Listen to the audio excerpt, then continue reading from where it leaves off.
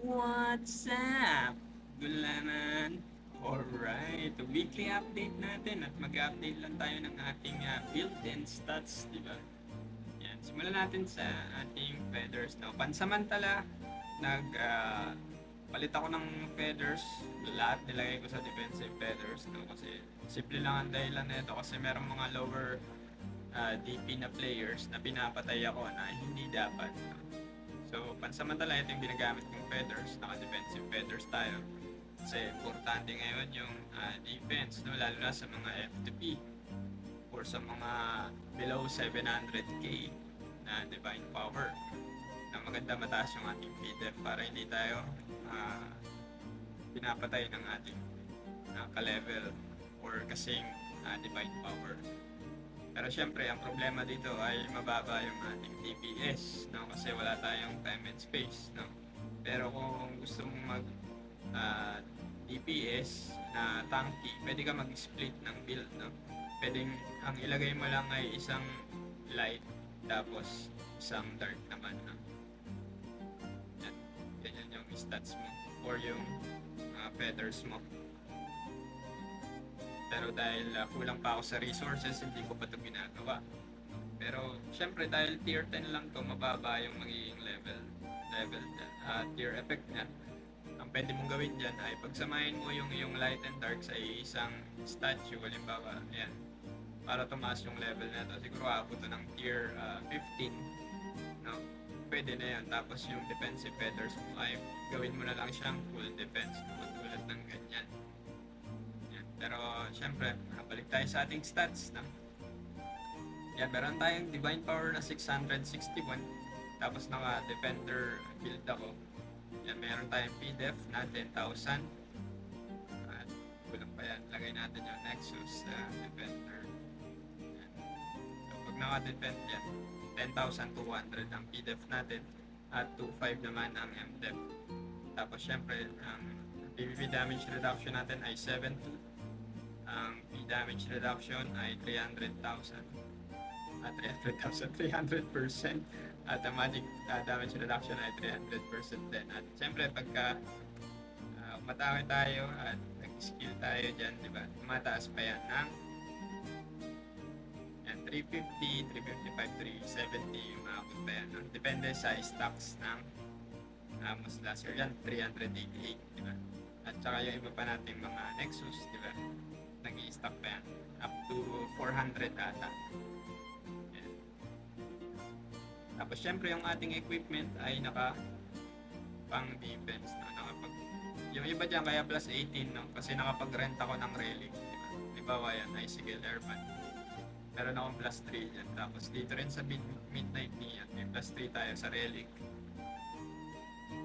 Yan, pero yan pa lang yung ating mga refinements. No?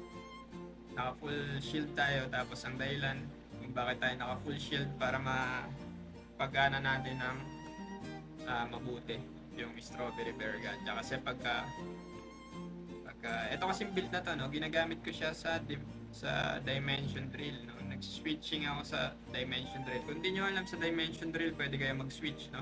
Halimbawa, namatay kayo card game, tapos naka-ferocious warrior kayo, kailangan nyo mag-DPS, di ba? Switch ka Ferocious Warrior. Tapos, kung kailangan mo naman mag-tank, halimbawa, Goblin Coin ng game or card game doon sa Dimension Drill. Siyempre, ang magandang build doon ay Mighty Defender or Defender. Pwede mong gawin yan. No? Pwede ka mag-switch sa loob pagka namatay ka. Ang problema lang sa switching ay yung Nexus mo. No? Hindi mo siya mapapalitan. No? By default, naka-War God yung aking Nexus. No? Kasi ang kailangan mo lang naman sa Defender ay yung Divine Shield at yung Unyielding. No? Yan. Para makapag-tank, diba? At makapag-CC, sapat na yan. So pagka naka-Ferocious Warrior tayo or War God, ang ating PDEF ay 9.5 lamang. No? Pero ang ating raw PDEF, kung tatanungin nyo, ay 6.2. Mataas na yun at hindi na masyadong makaka-damage sa atin yung mga kasing natin ng divine power.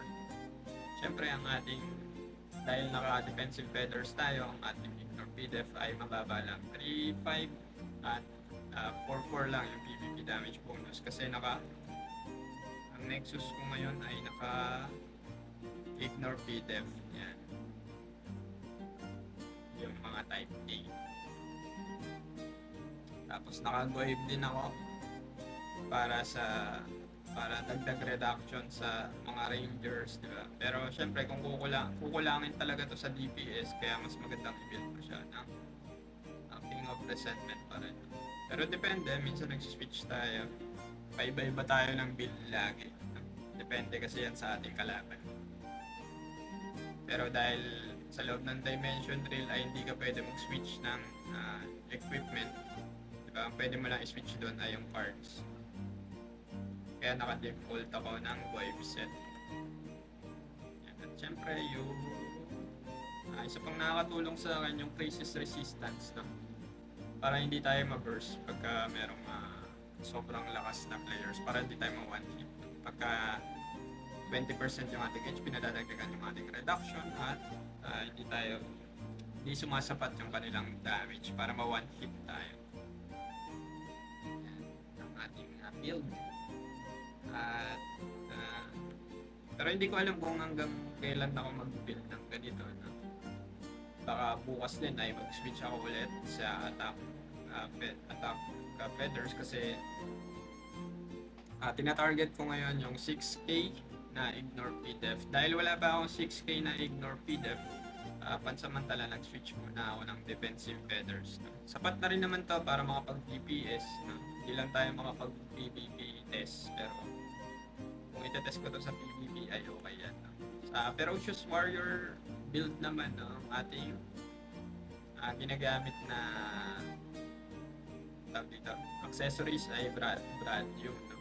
Para yan sa ating healing at sa P damage, no? Mas mataas kasi yung damage na ito compared sa sa mga ibang accessories, lalo na kung may plus 18, no? Kung i-compare mo yung Chaos at yung Bradium, mas mataas yung DPS ng Bradium. Pero para sa akin lang ito. Kasi yung ibang players kasi mas mataas yung DPS ng Chaos kapag plus 18, no? Kasi nga almost same naman sila ng stats, no? Pero kasi mas stable yung Bradium kasi fix ito na meron kang P damage na 10% kumpara sa Chaos na yung multiplier mo ay 10% chance, no? Pero meron kang skill damage na 8%, kaso ang problema ay hindi masyadong effective yung skill damage sa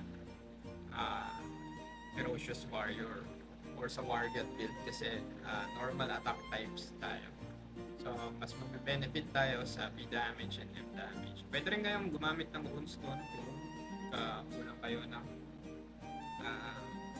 tankiness or, diba, tulad ngayon, mababa yung aking Ignore PDEF na pwede rin akong mag-Nuko, diba, para may additional 10% PDEF, Ignore PDEF.